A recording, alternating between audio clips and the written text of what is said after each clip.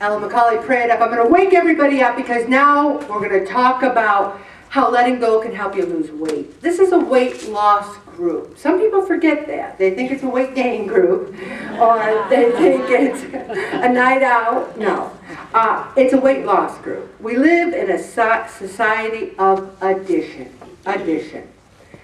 Add. But what about letting go?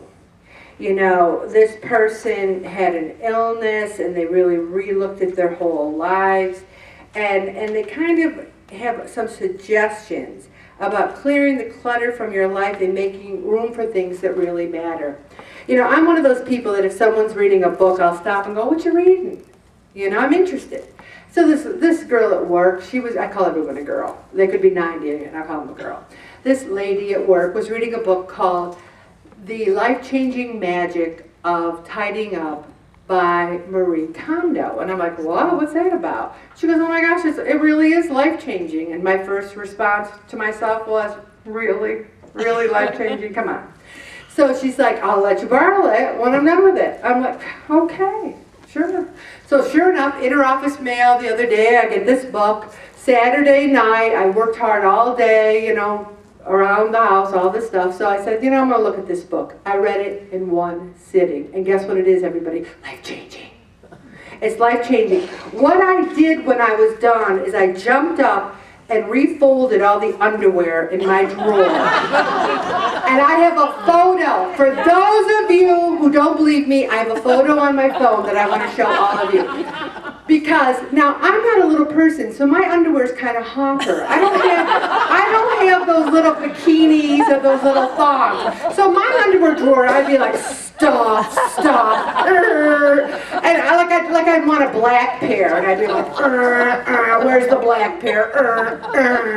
So she had this idea that you fold things vertically. I'm like, fold things vertically? What does that mean? So I said, well, it looked pretty easy. I went over 5 minutes later.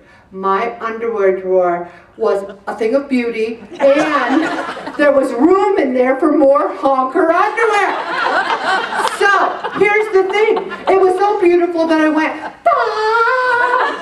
Stop! He comes running up the stairs. What is it? Look at my underwear drawer. True story.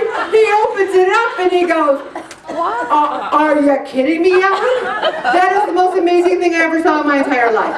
So I have a picture, I have a photograph, I want to show you all. The whole point is, this book is life-changing because she says that we have too much stuff and you should only keep stuff that gives you joy. That gives you joy, that you go, my great aunt painted this and I love this painting and it's so beautiful and I want one of my children to have it when I die. Keep it. It gives you joy. If you've got something over there, you go, what the heck is that? Get rid of it. I spent all day Sunday after reading The Life-Changing Magic of Tidying Up, getting rid of stuff. It felt good.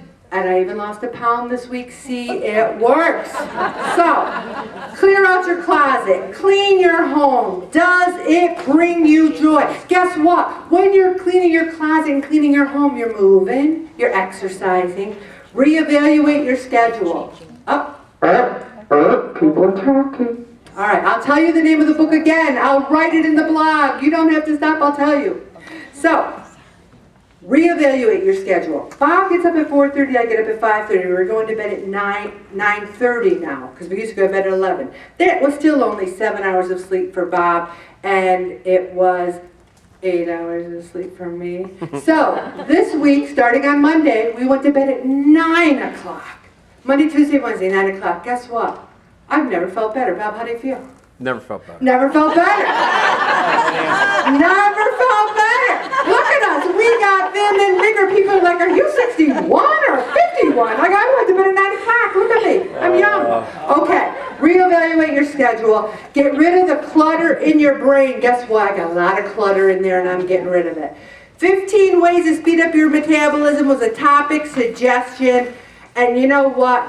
I'm just going to run through these because if you don't do these, you should. Don't diet. I don't call this a diet. Go to bed earlier, talked about that. Eat more protein, go organic, get up, stand up. 5 years I've had a desk job. And I've had some issues losing weight, so I'm trying to move more at work. Drink ice cold water. Eat the heat. I love hot peppers. Put them on your salad. Make sure you have 3 balanced meals a day. So many of you are eating crap. English muffin for breakfast or no breakfast, sandwich for lunch. We're a weight loss group. You really have to evaluate what you're eating. Also, it said that green tea was very helpful. And you know what? I don't want the caffeine in the afternoon from green tea. So we found decaffeinated green tea that still has all the antioxidants. I love it. I have a cup every afternoon at work. Fight the fat with fiber, and I mean fruits and vegetables, iron-rich food, almond milk. I never drank it. It's the only thing I like. Watermelon, even when it's not in season, you can still get it. And drink, drink, drink. Also, we talked about reducing sodium. You're supposed to have 1,500 milligrams a day, and so many of you are having like 4,000 or 5,000. If you don't believe me, track your food on one of those calorie counters, because that'll tell you how much sodium you have. It's too much. 1,500 milligrams. 75% of the sodium is from processed foods. It's not from, you're saying, I never put salt on anything. You don't have to, it's in there. Studies show that when people are given a lower sodium diet for a period of time, they prefer lower sodium food. Ever have a bowl of soup at like Panera or someplace and you go, oh my gosh, this is so salty, when you're trying to reduce your food. I don't mean them. Don't sue me, Panera. I just threw it out there. Easy, beanless, slow cooker chili. Now you might say, but Ellen, I like beans. What is my response, everybody? Put beans in there. Somebody actually stopped me last week and said, I really don't like cabbage. You know that cabbage soup? Can I put zucchini in it? What am I going to say? Put zucchini in it. Guess what? It's your life. You can do whatever you want. Don't put ice cream in it. Don't put bacon in it. Eat black beans or cabbage soup. Okay, I know there's a lot of stuff in here, but you're supposed to be reading these packets at home. This whole article is about meditation. I've never breathed more deeply than I did this week, and it was fabulous. I want to thank Kathy for the song, which we will hear, because what's really good about this song, That Was Then, This Is Now, is that we're different people. Someone might say, oh, Ellen, remember when you got drunk every night back in the 70s? I can say, well, that was then. This is now, and I don't live my life that way. I didn't find joy or happiness from that. Some people will like to keep you in the past. And now we're going to stop right there, Bob, and every one of us at the top of